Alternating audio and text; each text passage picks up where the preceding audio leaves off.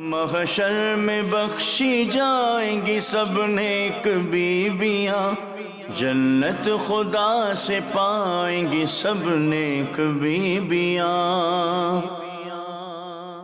الحمدللہ رب العالمین والصلاة والسلام علی سید المرسلین، اما بعد فاعوذ باللہ من الشیطان الرجیم، بسم اللہ الرحمن الرحیم۔ الصلاة والسلام علیک یا رسول اللہ وعلی آلک واصحابک یا حبیب اللہ۔ الصلاة والسلام علیک یا نبی اللہ وعلی آلک واصحابک یا نور اللہ۔ اللہ کے پیارے محبوب صلی اللہ تعالی علیہ وآلہ وسلم پر درود و سلام پڑھنے کی فضیلتیں بے شمار ہیں۔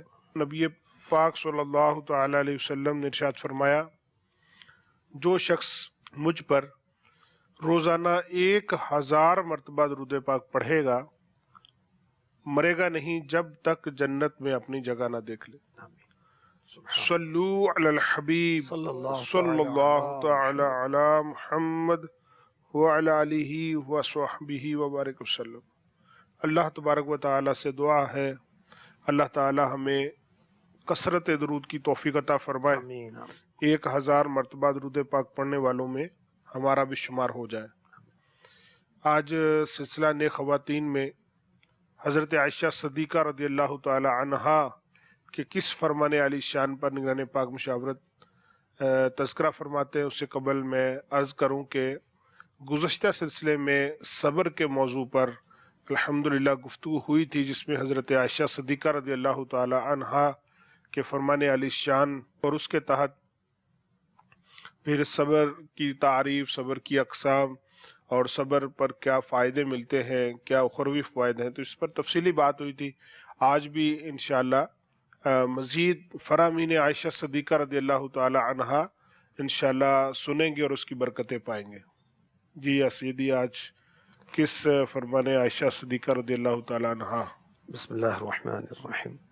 کچھ بی بی عائشہ صدیقہ رضی اللہ تعالی عنہا کی شان میں کچھ گفتگو کر کے پھر اس پر پڑھوں گا کہ بی بی عائشہ صدیقہ رضی اللہ تعالی عنہا کا شرف دیکھیے کہ پیارے نبی علیہ الصلوۃ والسلام کے منہ مبارک سے نام عائشہ نکلتا تھا، اور کس انداز سے نظم کیا، عائشہ کے اس شرف کو بھی ذرا ملحوظ رکھ، عائشہ کے اس شرف کو بھی ذرا ملحوظ رکھ، اپنے منہ سے مصطفیٰ لیتے تھے نام عائشہ، اپنے منہ سے مصطفیٰ لیتے تھے نام عائشہ، آنا جائے سن کے زہرا کی طبیعت پر ملال، لیجیو مت بے ادب لہجے میں نام عائشہ، جب نکیرے نہ آئیں گے کہہ دوں گا ان سے قبر میں، مجھ سے کچھ مت پوچھئے میں ہوں غلام عائشہ۔ شان عائشہ صدیقہ طیبہ طاہرہ عابدہ زاہدہ عفیفہ عالمہ فاضلہ مجتہدہ رضی اللہ تعالی عنہا ہم کیا بیان کر سکتے ہیں۔ آپ کے اقوال مبارک میں سے ایک قول مبارک فرمایا جس کے 3 بچے فوت ہو گئے، اور وہ ثواب کی امید رکھتے ہوئے صبر کرتا رہا صحیح. تو فوت شدگان اللہ پاک کی اجازت سے اس کے لیے آگ سے رکاوٹ بن جائیں گے.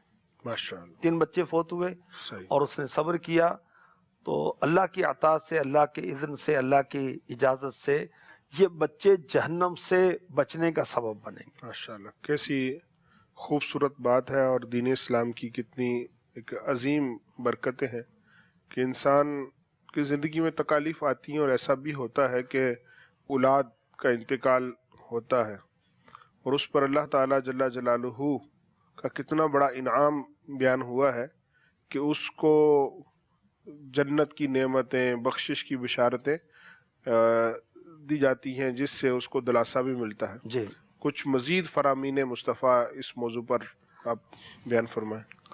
قرآن پاک کی آیت میں تفسیر صراط الجنان سے سرچ کر رہا تھا ایپ سے، Yes. وہ بھی میں پیش کرتا ہوں. وَلَنَبْلُوَنَّكُمْ بِشَيْءٍ مِّنَ الْخَوْفِ وَالْجُوعِ وَنَقْصٍ مِّنَ الْأَمْوَالِ وَالْأَنفُسِ وَالثَّمَرَاتِ وَبَشِّرِ الصَّابِرِينَ. اور ہم ضرور تمہیں کچھ ڈر اور بھوک سے، اور کچھ مالوں اور جانوں اور پھلوں کی کمی سے آزمائیں گے، اور صبر کرنے والوں کو خوشخبری سنا دو. آزمائش سے فرما بردار اور نافرمان کے حال کا ظاہر کرنا مراد ہے. امام شافعی رحمۃ اللہ تعالی علیہ فرماتے ہیں یہاں خوف سے مراد ہے اللہ پاک کا ڈر، بھوک سے مراد ہے رمضان کے روزے، مالوں کی کمی سے مراد ہے زکوٰۃ و صدقات، جانوں کی کمی سے مراد ہے امراض کے ذریعے اموات ہونا، پھلوں کی کمی سے مراد ہے اولاد کی موت. اولاد دل کا پھل ہوتی. میرے آقا مکی مدنی مصطفیٰ صلی اللہ علیہ وسلم نے فرمایا جب کسی بندے کا بچہ مرتا ہے اللہ پاک فرشتوں سے فرماتے تم نے میرے بندے کے بچے کی روح قبض کی؟ عرض کرتے ہیں ہاں یا رب. فرماتا ہے تم نے اس کے دل کا پھل لے لیا؟ فرشتے عرض کرتے ہیں ہاں یا رب عز و جل. اللہ پاک فرماتا ہے میرے بندے نے کیا کہا؟ فرشتے عرض کرتے ہیں اس نے تیری حمد کی. سبحان اللہ، سبحان اللہ. اور انا للہ و انا الیہ راجعون پڑھا. اللہ پاک فرماتا ہے اس کے لیے جنت میں مکان بناؤ اور اس کا نام بیت الحمد رکھو. سبحان اللہ. اللہ پاک ہمیں ہر حال میں اپنا صابر شاکر بندہ بنائے. آمین. اولاد اللہ ہی دیتا ہے اور وہی لیتا ہے، تو اس میں اس کی کیا حکمت ہے ہم نہیں جان سکتے. بے شک. میرے آقا مکی مدنی مصطفیٰ صلی اللہ علیہ وآلہ وسلم نے فرمایا صحیح بخاری شریف حدیث نمبر 1381 جس مسلمان کے 3 بچے بالغ ہونے سے پہلے مر جائیں اللہ پاک ان بچوں پر اپنی رحمت کے فضل سے اس مسلمان کو جنت میں داخل فرمائے گا. ایک روایت میں ہے جس کے 3 بچے بالغ ہونے سے پہلے فوت ہو گئے وہ شخص جنت میں داخل ہوگا.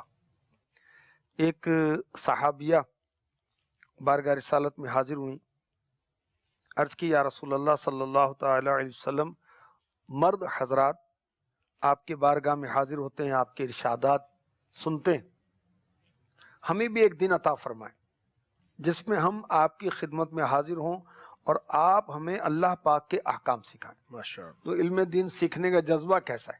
کیا بات. یہ خود عرض کی جاتی ہے کہ آپ ہمیں کو وقت دیں اور آپ ہمیں احکام دین کے سکھائیں. ماشاء اللہ. میرے آقا علیہ الصلوۃ والسلام نے فرمایا تم فلاں دن فلاں مقام پر جمع ہو جاؤ. اب کسی مقام پر جمع ہو کر الحمدللہ دعوت اسلامی والیاں بھی اجتماعات کرتے ہیں، اور پاکستان میں کم و بیش 9000 مقامات پر ماشاء اللہ. اسلامی بہنیں با پردہ رہ کر اجتماع کی ترکیب کرتی ہیں، ماشاء اللہ. ماشاء اللہ. اور جامعۃ المدینہ گرلز میں بھی اجتماعات ہوتے ہیں. جی الحمدللہ. تمام جامعۃ المدینہ میں اس کا الحمدللہ. اہتمام. اللہ اس صحابیہ کے صدقے میں اسلامی بہنوں کو بھی اسلامی بھائیوں کو بھی علم دین سیکھنے کا جذبہ عطا فرمائے. آمین آمین. اچھا عورتیں جمع ہو گئیں، میرے آقا صلی اللہ علیہ وسلم نے انہیں اللہ پاک کے احکامات سکھائے. پھر فرمایا تم میں سے جو عورت اپنے 3 بچے آگے بھیجے گی اس کے لیے آگ سے حجاب ہو جائیں گے. عرض کی اور 2 بچے؟ اور اس عورت نے پھر کہا اگر کسی کے 2 بچے، فرمایا اور 2 بچے بھی اور 2 بچے بھی اور 2 بچے بھی.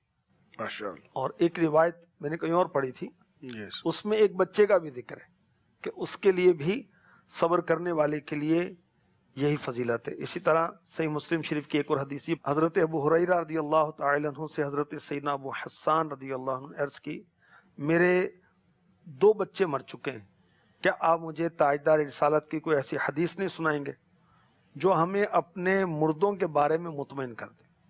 کرام دن رات تیریاں گلاں یا رسول اللہ. سبحان اللہ. صحابہ ایک دوسرے سے قرآن پاک سنتے تھے، میرے آقا علیہ الصلوۃ والسلام کی احادیث سنتے تھے. سبحان اللہ. اچھا، فرمایا حضرت ابو ہریرہ رضی اللہ تعالی عنہ نے، ہاں چھوٹے بچے جنتی ہوں گے، ان میں سے کوئی بچہ اپنے والد یا والدین سے ملے گا تو ان کے کپڑے یا ہاتھ کو ایسے پکڑے گا جیسے میں نے تمہارے کپڑے کا دامن پکڑا ہے، اور اس سے اس وقت تک نہ چھوڑے گا جب تک کہ اللہ پاک اس کو اور اس کے والد کو جنت میں داخل نہ فرما دے. ماشاءاللہ. ماشاءاللہ. مزید بھی کوئی روایت ہو تو ارشاد فرمائے. جی، میرے آقا علیہ الصلوۃ والسلام کی خدمت میں ایک عورت اپنے بچے کو لے کر حاضر ہوئی، عرض کی اے اللہ کے نبی اس بچے کے لیے دعا فرما دے کیونکہ اپنے 3 بچوں کو دفنا چکی ہوں. اللہ اکبر. نور کے پیکر صلی اللہ علیہ وسلم نے فرمایا کیا تو 3 بچوں کو دفنا چکی؟ عرض کی ہاں. فرمایا تو نے اپنے لیے آگ سے حفاظت کے لیے ایک مضبوط دیوار تیار کر لی. اللہ اکبر. یہ صحیح مسلم شریف کی حدیث. ماشاءاللہ. ماشاءاللہ. بہت پیاری پیاری روایتیں آپ نے سنائی. اولاد کے غم کے موقع پر اگر کسی کی اولاد فوت ہو گئی ہو تو اس کے لیے بہترین دلاسا ہے. تو یعنی یہاں سے یہ پتہ چلتا ہے کہ صحابہ کرام اور صحابیات کو نبی پاک صلی اللہ تعالیٰ علیہ وسلم کے فرامین سے راحت بھی ملتی تھی. پھر ان کی تلاش ہوتی تھی کہ ہمارا کوئی بھی دکھ ہے، کوئی تکلیف ہے یا کوئی آزمائش ہے تو اس کا حل نبی پاک صلی اللہ تعالیٰ علیہ وسلم کی سیرت سے، آپ کے فرامین سے ملے گا انشاءاللہ. تو اس کی تلاش میں رہتے تھے. تو جن ہمارے عاشقان رسول کے بچے فوت ہو چکے ہیں ان کے لیے اللہ تعالیٰ نعم البدل بھی عطا فرمائے اور ان کو صبر بھی عطا فرمائے، اور جو اجر ان روایات میں ذکر ہوئے ہیں ان کا حقدار بھی بنائے. کہ اللہ کی رضا سب سے بڑھ کر دولت، مال، اسباب، اولاد، دنیا، آخرت، جنت، سب سے بڑھ کر اللہ کی رضا ہے. ماشاءاللہ. تو بندے کو یہ چاہیے کہ اللہ پاک کی طرف سے آزمائش آئے تو اس پر صبر کرے. سبحان اللہ.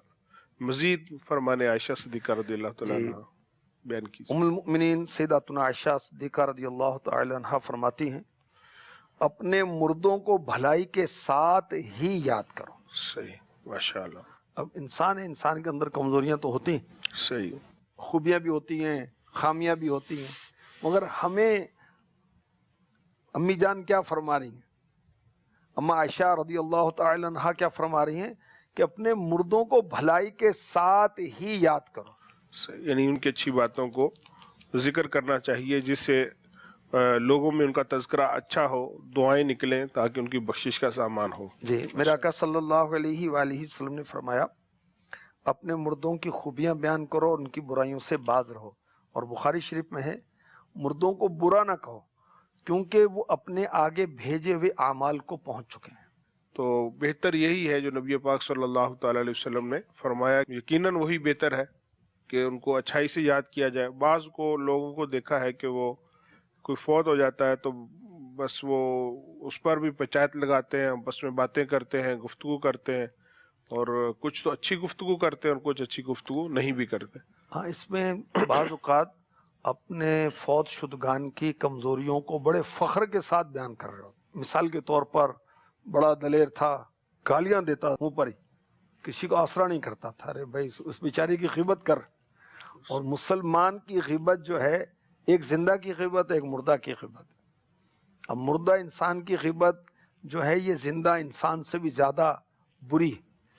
اسی طرح بعض گناہوں کو ذکر کر رہے ہوتے ہیں کہ مثلا یہ بہت اچھا گانا گاتا تھا، یہ اس طرح کی چیزیں. تو بلکہ اللہ کی پناہ جو اس طرح کے دھندے کرتے مرتے نا ان کی یاد میں فنکشن ہوتا ہے, میوزیکل پروگرام ہوتا ہے.